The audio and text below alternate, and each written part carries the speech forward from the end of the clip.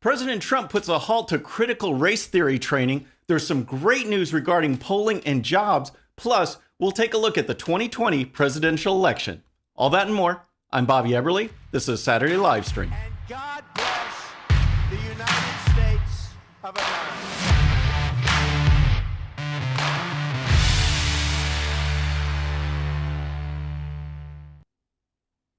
All right, friends, thank you so much for tuning in. Welcome to the Saturday live stream. As I told Jay Koch, he can relax. We're going to take lots of questions later. I know he's got a lot lined up. If you're new to the show, thank you so much for tuning in.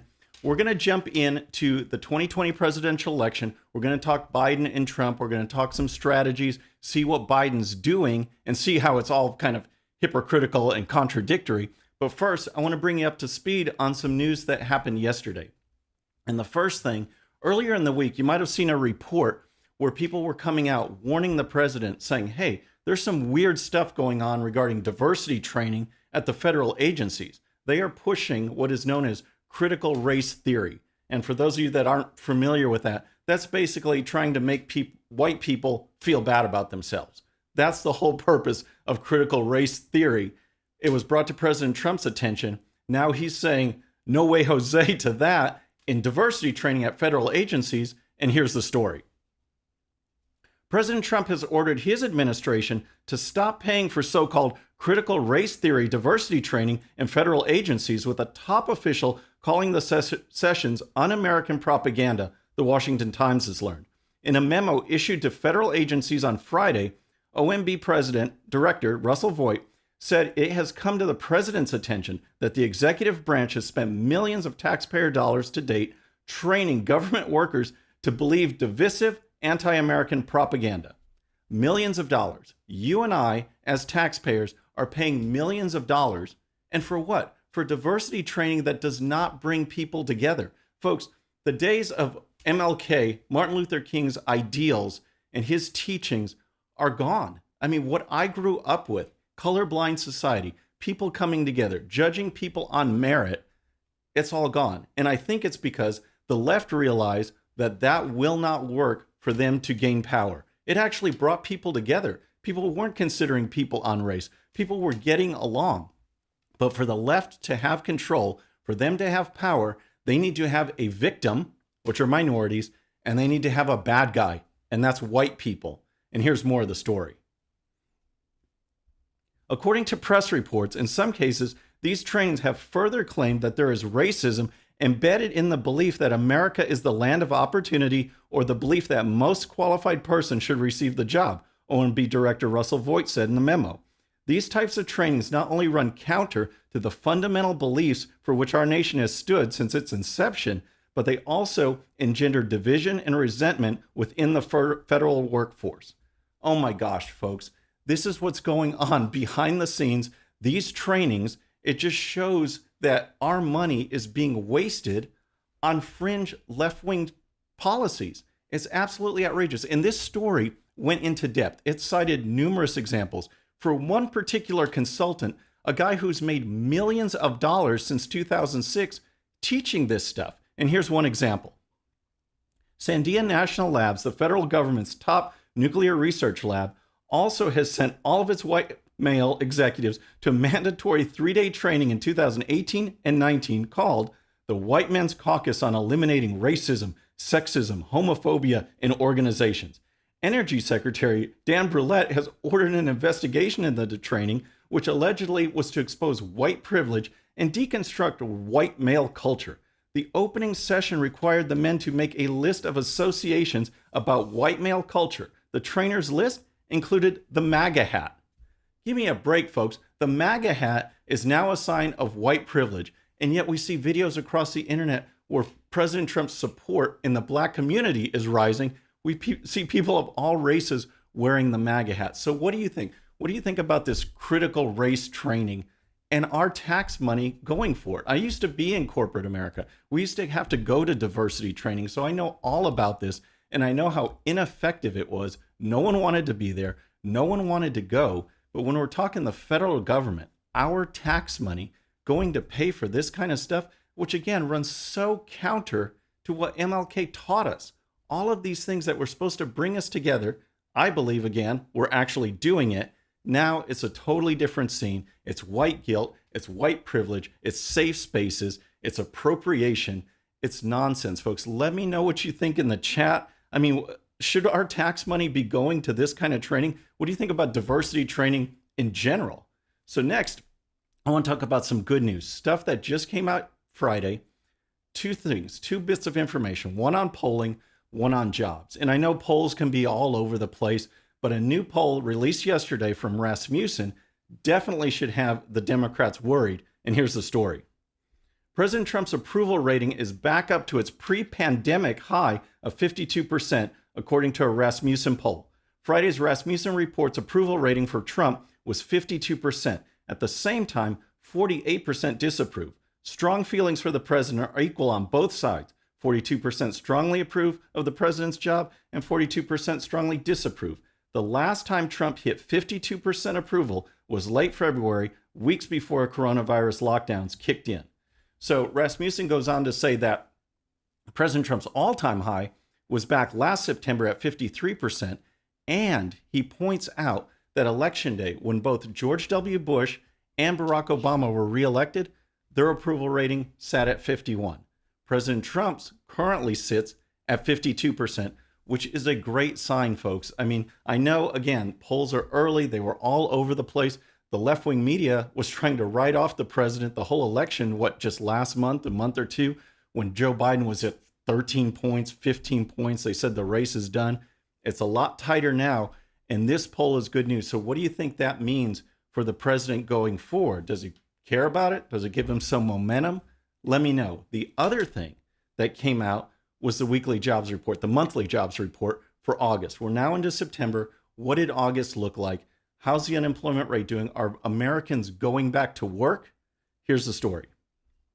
The U.S. economy added 1.4 million jobs in August as the unemployment rate unexpectedly tumbled, indicating the nation's labor market is continuing a slow but steady recovery from the coronavirus pandemic. The Labor Department's payroll report released Friday showed the jobless rate fell sharply to 8.4%, down from 10.2% in June, and a peak of 14.7% in April.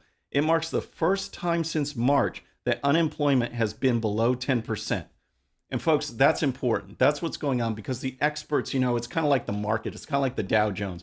They're always trying to see what it actually is based on what were the expectations. Well, the experts said that it would fall, unemployment rate would fall to about 9.8% if it went to 8.4%, which is great news for President Trump. Again, we're going to get into it with the whole campaign election analysis, but let me know what you think. Polling, jobs, it's all trending in the president's direction. That is a great sign for going forward after we got through this summer, which was not the best situation because the media was so focused on the riots and the chaos and the anarchy that is going on to bring down President Trump, which they've now refined that message. But this is definitely some good news. Let me know what you think. All right, folks. So next, we are going to get to the 2020 elections. All of that's going on, Biden, Trump, media, all the issues. But first, if you're new to the show or if you haven't subscribed yet, please subscribe. And when you do, please hit that bell so you'll be notified. We're making our push for 100,000 subscribers by Election Day, 100K by Election Day, and we can do it with your help. All right, folks, we're going to talk about the 2020 election, and I want to take your questions. I want to get your thoughts on it because just like 2016, just like any presidential election year, it all comes down to this. It comes down to that magic number of 270. Who can get 270 electoral votes and be elected or re-elected as president? That is what's important. President Trump topped 300 last time. Can he do it again? Can he grow even higher? Or is Biden the one? What is going to happen? We need to look at this from a number of levels, all right? First, I want to talk about the media because no matter what happens, we have to combat the media. We have to combat the media's attacks, and we've seen it, folks. We've seen this relentless attack even before President Trump was elected. He was a darling of the media. Remember that? He was the darling of it. He's always good for a soundbite, always good for a quote, until it looked like, wow, he could actually get the nomination. he could actually be the Republican nominee for president, and then everything turned differently. You know, they love getting that Republican in that they think they can control, that they favor, that might not be the winner.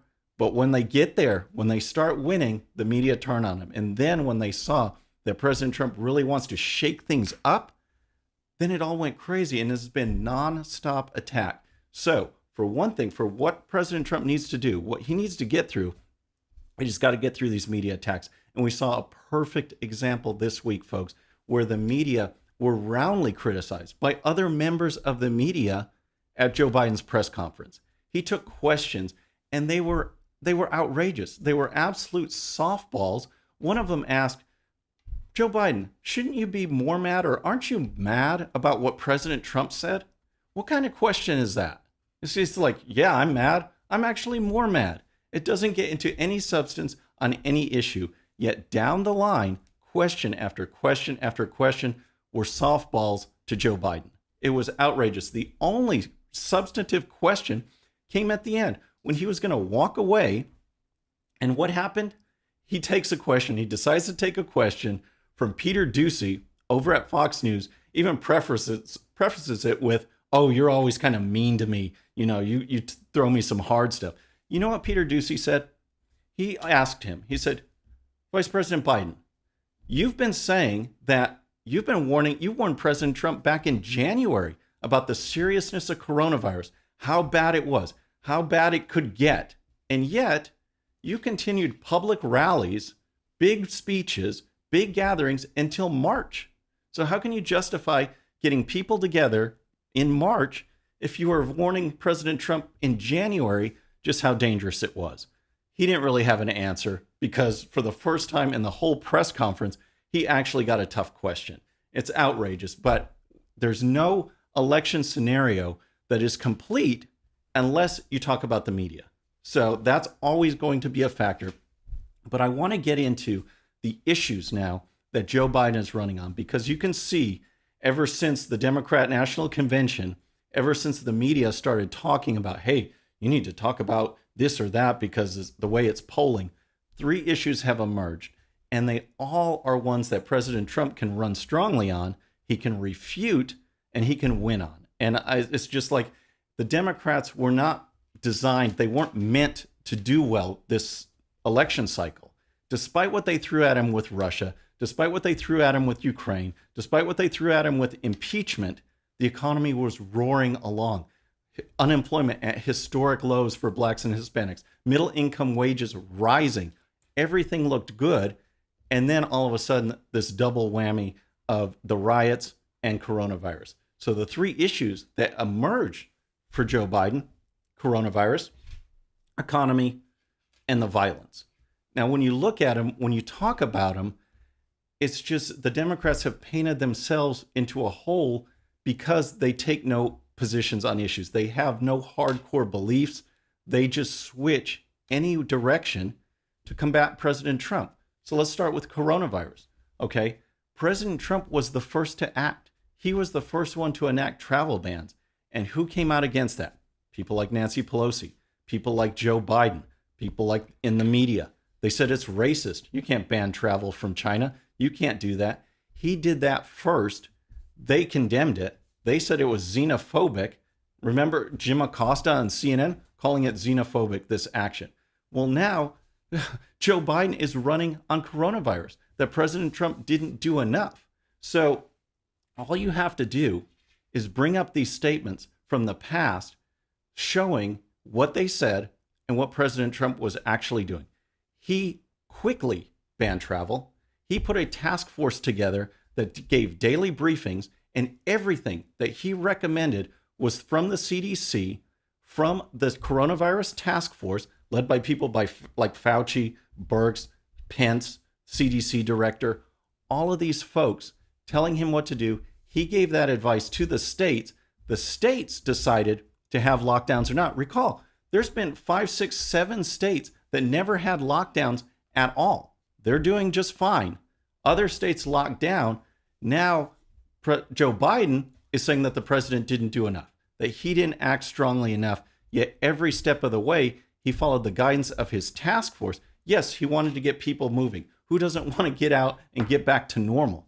I never thought we should have a lockdown in the first place. So I didn't agree with the administration's take on this, but I'm sure not going to contradict myself like Joe Biden and the Democrats are. This is a losing issue for them because when President Trump was acting, they were fighting against it. Then he goes to implement, they change it to he's not doing enough. When people are coming back from lockdowns, oh, we can't lock down. That's too dangerous. We can't come out of the lockdowns. It's too dangerous. So everything they say is contradiction, and President Trump can fight that. Next, I want to talk about the economy because Joe Biden actually talked about the economy in his speech this week. You know, he finally came out of the basement. He's saying how the economy was destroyed. President Trump destroyed the economy. And this directly ties into what is going on with coronavirus. Because again, he didn't shut down a single state. President Trump didn't shut down a single state. He passed along coronavirus guidelines and governors implemented it. In fact, the ones that are in the most serious lockdown, the ones that are in the worst economic shape, are the ones that are run by Democrats because they are prolonging the lockdown because of politics. So when it comes to the economy, Joe Biden actually said that President Trump destroyed the economy by recommending these lockdowns. Remember, he couldn't do anything himself.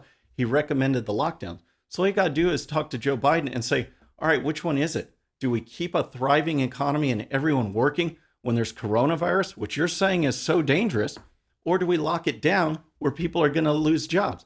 The Democrats and Joe Biden are trying to have it both ways. They're trying to say that you should do something about coronavirus, but not affect anyone's daily life or their jobs, which the only plan that was implemented, that was recommended by the task force, which the Democrats bought into wholeheartedly and are still doing in their states, are the lockdowns. The lockdowns are going to destroy jobs. They deemed people unessential. They said you needed to stay home. Your businesses need to stay closed. I just read a report that a third of the estimated 240,000 businesses in New York City, a third of them likely will not open again because this hardship was so tough to get through. So you can't have it both ways, folks. You can't have it both ways, Joe Biden, by saying that President Trump destroyed the economy, yet he's not doing anything on coronavirus. The third issue that he's trying to bring up now, all of a sudden, because of the polling, is the violence. No one was talking about this. I was just on Sirius XM talking about this issue, how the Democrats were silent. They finally had a national stage. They had the national stage. The media's attention during the Democrat National Convention never mentioned it at all. Never mentioned the violence. And we saw it escalate. We saw the riots. We saw the burning, the looting. We saw the statues being torn down. This is all a combination. It's not just George Floyd. It's this cancel culture that is out there pulling down statues and Democrat governors and mayors letting it happen, letting the violence and anarchy run amok to where people are in a frenzy, pulling down statues of folks that actually helped liberate slaves, that were actually important to the Union's effort to end slavery. Abraham Lincoln, Ulysses S. Grant, and then also some of our founders like Thomas Jefferson, George Washington. These are the people now that the left wants to cancel and contributed. We see the violence. We see it going on and on. Now, all of a sudden, Joe Biden's talking about it. And what's the media talking point? What is Joe Biden saying? That's President Trump's fault, that he is the one that's inciting the violence. Well, I guarantee when you see Antifa out there, Portland is going on 100 days, folks. This weekend will hit 100 days of riots and protests. 100 days in Portland. We saw Chaz where crime spiked 500% in that area. And they blame that on President Trump. Remember the media trying to paint Chaz as this liberal utopia? And yet it was just a crime powder keg waiting to explode. Joe Biden is trying to frame the violence issue on President Trump. And that is going to go nowhere, folks. I mean, there's just the American people aren't buying it. And the longer they condone this, the more it plays into a critical election strategy that we needed to do better at in 2018. I think it'll help us in 2020, and that's the suburban voters. Because we've already seen this. We saw this moving outside the inner city in Chicago. And we've heard reports of other places where Black Lives Matter, they want to take their protests out to the suburbs. Can you imagine how that's going to go down? Do you think people in the suburbs are going to stand for lawlessness, for anarchy, for riots and looting? It's insane. Yet Joe Biden is actually playing on the fact that Trump is the bad guy. That's what they're trying to push to people, that he's the bad guy, that he is responsible for the violence, the riots, and the looting. So I want to know what you think. That is the three prongs that Joe Biden is doing. He's got the economy, he's got coronavirus, and he's got the violence. The Democrats are on the losing end of all three, yet that is what he's centering his campaign around. So what's going to happen, folks? I mean, I like the feedback, what's going on there. Here's a good question from Flood. I just happened to look down. Say if the left's playing dirty. So what should conservatives do? They've always had this kind of nature of, well, they're not the ones to protest. They don't really have a spine, a backbone. Should they get dirtier? The response is that they should be direct. They should not let lawlessness happen. Should they take to violence? Should they be part of the anarchy? No, because President Trump supports law and order. But we definitely have to stand up for our rights. When you are protecting your property, you're not going to let people steamroll you. When people see others standing up for what is right, you know what they realize? They realize that they are not standing alone. It is just like that NBA player that we saw last month, who was the only one standing for the national anthem. Too often, conservatives feel that they are standing alone in this fight. For the first time ever, for the first time in that I can ever remember in an election, you always try and fire up your base, right? You always try and get conservatives out there for the election. So what do you tell them? You say, well, you got to have your energy. You got to be excited. You got to give the time. You got to give the effort out there. Well, for the first time that I can ever remember, another thing you have to tell them is you have to be brave. You literally have to be brave now to go out there, because we've seen Trump supporters shot and killed in Portland. We see people accosted just sitting at a restaurant. So there is this new element, but I think that has actually helped galvanize the conservative resolve, because they see people out there and they realize that we're not alone, that we are not alone in this fight. When you see others standing up there waving a Trump sign, wearing a MAGA hat, you realize that we're in this fight together. We need to stand strong, stick up for our rights, and never, ever let them push us around. We push back, we'll win, because what the left knows, and that they hope none of us realize, is they do not have the numbers. They never had, they never will. They do not represent the majority view of the country, but they incite and they organize and they are vocal. And they make it sound like they are louder, that they are stronger, that they are more numerous. And they're not. When people realize that, they have nothing to fall back on. They hope to steamroll people. But if we can stand together, we can do it. President Trump has done a great job in the summer retooling the message. Remember, he cleaned house a little bit on his campaign, got a new campaign manager. He has folks running the show that I believe are focused and are on message. He's talking about the economy. At one speech, I don't know if he repeated it this week, but last week I heard him say, he said this, he was talking to folks and he said, let's make America great again. And that right there sums up everything. Look at what President Trump has done coming into February, coming into March. The greatest economy, not just in our country, but in the history of the world. And now it's like he was forced to do it again. It's like, okay, here we go. We're going to throw coronavirus at you. We're going to throw major riots in cities across the country at you. See what you can do. He basically has to make America great again. But the thing is, like we've seen, people are going back to work. People are getting excited. His poll numbers are going up.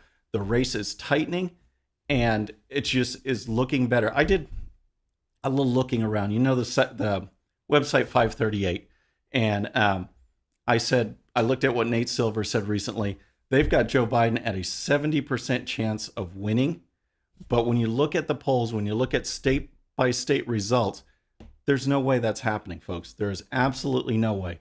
I say President Trump tops 300 again. I think he can go higher. It's going to be tough. I mean, these states that he won, Pennsylvania, Wisconsin, Michigan, those were close. Minnesota, he almost won. That was super close. But then you've got states in play like Arizona. There's a tough Senate race there. That's going to affect the race. But when you look at the average polling, this polling that says Joe Biden's up 7%, Joe Biden's up 9%, keep in mind that those are national averages. And in left-wing states like California and Oregon and Washington, if you say, who do you support, Biden versus Trump, the difference is huge. And when that factors in, that does not give a true representation of what's going on around the country and how it goes into the electoral college politics that ultimately determines the race. So I want to throw it over to some questions, see what's going on. And looks like there's a ton coming in. Let's see. I'm going to take a look at some questions right here. Flood, again, I thank you for that question. It was really, really awesome. We've got states in the central. This is Natalie Michelle. We've got states like South Dakota, I believe both the Dakotas, some in Nebraska. In the heartland there were states that never locked down. They never had lockdown orders, and they did just fine. You can't compare. You have a state like New York and California that had lockdowns. Texas and Florida had lockdowns as well, and yet New York and California did much worse. These are 4 populous states. They did much worse than Texas and Florida. You have states that never locked down at all. They did fine. So there's no real comparison. It came to how you handled those people that were actually vulnerable. And as we saw in New York with de Blasio and Cuomo and their policies, they just sent people to their deathbeds. The people that were elderly, that were the ones most vulnerable, most susceptible to coronavirus, they sent them to spread it to other people that were more likely to die. Those were the kind of policies that led to these numbers. And another thing about the numbers, because I know Joe Biden's going to bring it up, anyone who thinks that those numbers aren't inflated are crazy. Because we've even had Dr. Fauci, we had Dr. Birx at these press conferences say that if someone died with coronavirus, they list it as dying because of coronavirus. You could have stage 4 cancer, but if you happen to go in with coronavirus, you're listed as a death. The hospitalizations, when things started spiking in the summer, you had young people. Now elective surgeries are open. Now people were coming back to the hospital, maybe for a broken leg, maybe for a knee surgery. Young people could get coronavirus, not really affected by it, but if they went in for that knee surgery or that broken leg and they had it, they are listed as a coronavirus hospitalization. So all the numbers are skewed. It was in the hospital's best interest financially to list it as a coronavirus case. So you can't trust those numbers, folks. So let's see what else we've got here. Jay Koch, what can we do to combat the fake news channels? Well, as we were talking about on Friday, we can help social media outlets like Parler grow. We were just talking about that today. I posted my Friday show there. I'm going to try and grow on that platform, and we need to support platforms like that. We also need to keep getting the word out, folks. There were several videos that have circulated over the summer on various issues of coronavirus, various doctors speaking out that YouTube banned for a while, that Facebook banned for a while. Twitter is banning things all the time, yet when people fight back, all of a sudden you get these statements that say, oh, you know what? We inadvertently shut down your account for a while, or our algorithm triggered this block and it was wrong. All of a sudden they're making statements like that and they're bringing people back on. So if we stay vocal, if we stay unified and act as the large group that we are, not only can we combat the fake news, but we can also help grow these other platforms as well, which I think eventually is what we need to do. So let's see what else we have.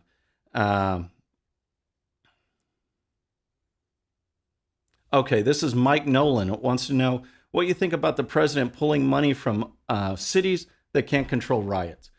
This led to some great comments from Andrew Cuomo this week, where he was blasting President Trump, saying, you know, if you come into New York City, you better have your bodyguards, or that there, you can't have enough bodyguards to protect you.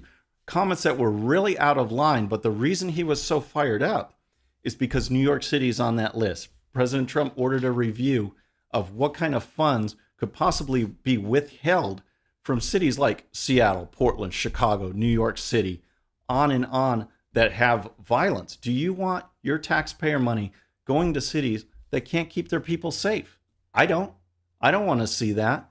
And that's what President Trump ordered the review. I think it's awesome. I don't want my tax dollars going there. I think more tax dollars should be stay at home so I can decide what to do locally with that money. The federal government does too much already, and they do too much of it inefficiently. We need to keep that money here at home. So anything we can do to keep that money from going out, I'm in favor of. But if we can do it for something like this that says, hey, we don't want to fund cities that can't even control rioting, I'm all for it. All right, let's see, what else do we have? Boom, boom. What can we? Let's see. Okay, here's another question. This is from Bear Keys talking about the election result. This is one of the things that I wanted to bring up, this other strategy in the media. We're starting to hear about it. It's called the Red Mirage. And that is because the Democrats are pushing mail-in voting so much that there's a scenario that could pop up where on election night, because more Republicans are willing to go to the polls, even though it's perfectly safe, that we'll see very good results on election night. But as mail-in ballots start coming in, it will trend more and more and more to the blue, more and more and more to Joe Biden. And they want to drag it out. They want to drag it out with legal challenges. We even heard Hillary Clinton. Remember, during the convention, she came out and told Joe Biden, do not concede on election night. We want to drag this out. We want to litigate it. So I'm very concerned. Even though one of the things that protest, if there's anything about the protest that brought things to light, it's that if you can protest in person, you can vote in person. I love the story we did the other day where people were protesting in person so they didn't have to vote in person. That was the purpose of the protest. That's what they were doing.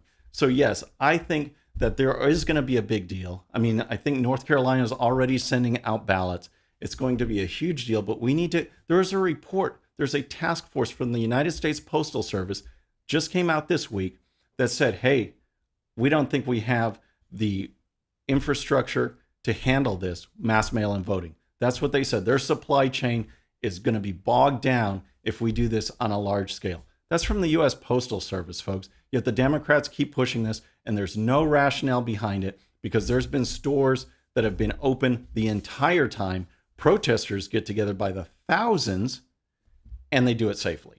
So we can definitely vote. Anything else? Charlotte, we got anything else to cover or anything? When I'm running for office. Man, I don't know. I mean, a 2026 Senate race sounds kind of cool, but I'm not, I can neither confirm nor deny I have any political ambitions whatsoever. I'm just delivering the news, working with Charlotte, and trying to keep things going. But, who knows? Back in the past, I really looked at that. I looked at it a lot. In 2006, I actually ran for state party vice chairman, statewide race. It looked really good until my chairman candidate, I was kind of running for vice president. My chairman candidate dropped out. So that kind of leaves you in a lurch, and yet we still almost won. So it was a great experience. But what I realized with my kids being 9 and 4 at the time, Charlotte, the 9-year-old, actually gave a speech to introduce me at our big rally. As 9 years old, a grizzled political veteran is how she was introduced. But what I realized is that I know I'm not passing judgment on candidates out there, but for me, running with kids that young, I could not be away. I didn't enjoy it. I didn't like it. I was so used to being with them. Now they're 23 and 18. So it's a little bit different story. We're working together. She's given me, helpful hints on how to do better on the show. And it's just a different world. I was campaign manager, communications director for a congressional race this past cycle. Lots of fun. I really enjoyed that. I'd like to do some more of that. And we'll see how it goes. Anything else was come through? Oh man. Okay. All right. So now we've got our debate moderator set. Okay. It's not going to be, this wide open panels and stuff. I believe of the 4 debates, there's going to be 3 presidential, 1 vice president. Chris Wallace kicks things off. And the thing is, I think of all of them that are there, he'll probably be the most middle of the road. But this middle of the road is like driving on the left-hand shoulder. That's what this is like. And we see his reports all the time. He tries to get one of the worst debates. If you go back to 2016, when we start out with 17 candidates in the Republican primary, our whole family watched all of those primary debates until they whittled it down to Cruz and Trump. We watched them all. But one of the worst ones was actually the Fox News one, because it seemed like they were the cool kids trying to moderate this debate, and it was all about them. Chris Wallace is not only left-wing, but he's got that kind of attitude as well. But unfortunately, out of the 4, he will probably be the most fair. So it's really important for President Trump to get his message out, to bypass whatever Chris Wallace is trying to spin and go directly, like I'm going directly to you, and talk about what we can do, what needs to be done, what he has done, regardless of what Chris Wallace says. All right, we'll wrap things up. I think that's... Jay Coke, we got some merch coming. Charlotte just told me to say that. But folks, I appreciate you coming. It was a great show. I hope you learned some stuff about the campaign.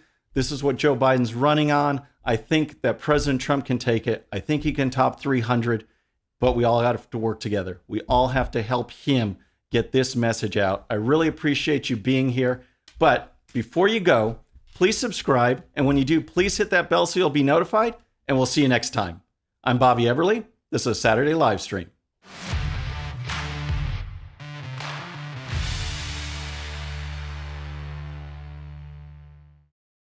Okay, friends, thanks so much for watching. And before you go, please hit that subscribe button, hit that bell so you'll be notified. And here's a special video just for you so you can watch even more of the 13-minute news hour. And don't forget to check out GOPUSA.com for the best in conservative news and commentary. We'll see you next time.